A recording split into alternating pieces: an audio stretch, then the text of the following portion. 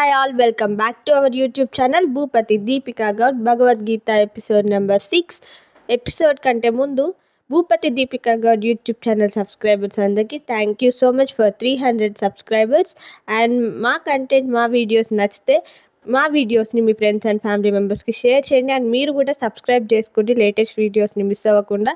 ఇంకెందుకు let get start to the video.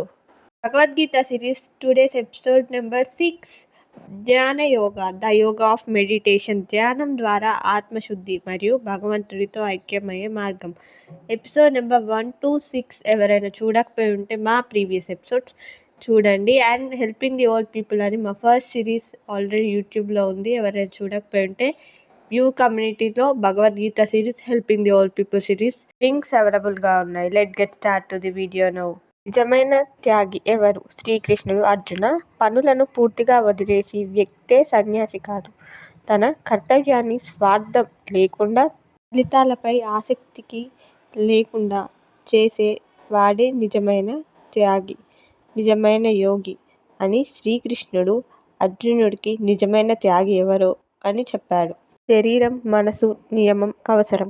శ్రీకృష్ణుడు చెప్తున్నాడు, యోగి తిండి, నిద్ర, పని విషయంలో మితంగా ఉండాలి. ఆత్మ నియంత్రణ లేకుండా ధ్యానం సాధ్యం కాదు.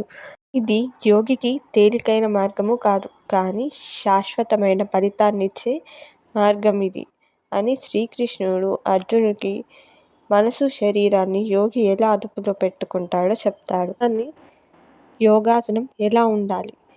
శ్రీకృష్ణుడు స్పష్టంగా ధ్యానం విధానాన్ని వివరించాడు. శుద్ధమైన ప్రదేశంలో కూర్చొని శరీరం నిలకడగా ఉంచి, మనసు ఏకాగ్రతంగా ఉంచి, భయాన్ని తృణప్రాయంగా వదిలేయాలి. ఇంద్రియాల్ని నియంత్రించాలి. ఈ స్థితిలో మనసు కొదువై దీపంలా స్థిరంగా నిలుస్తుంది అని శ్రీకృష్ణుడు చెప్పాడు. ధ్యానం ఎలా ఫలితంగా లభించే శాశ్వత ఆనందం. యోగి సాధకుడుగా తన మనసును ఆత్మతో ఏకంగా చూసినప్పుడు అతడు పరమ ఆనందాన్ని పొందుతాడు. ఈ ఆనందాన్ని ఇంద్రియాలకే అందదు. ఇది లోపల శాంతి. ఆ ధ్యానం స్థితిలో సుఖం, దుఃఖం, కామం మారుతాయి. నిజమైన మోక్షానికి దారి. అశాంతమైన మనసు మన శత్రువు.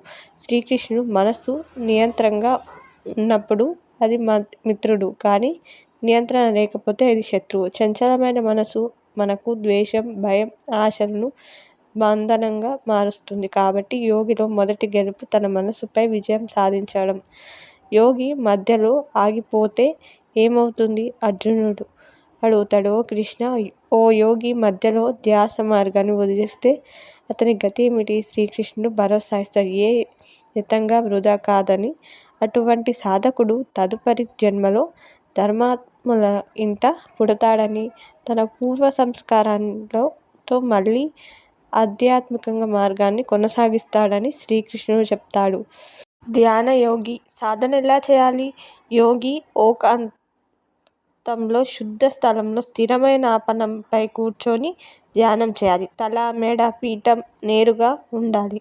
దృష్టి బ్రహ్మ ధ్యానాన్ని కేంద్రీకరించాలి. మనసులో భగవంతుడిపై స్థిరంగా ఉండాలి అని శ్రీకృష్ణుడు ధ్యానం ఎలా చేయాలో చెప్తాడు. సమస్త జీవుల్లో ఆత్మను చూడండి.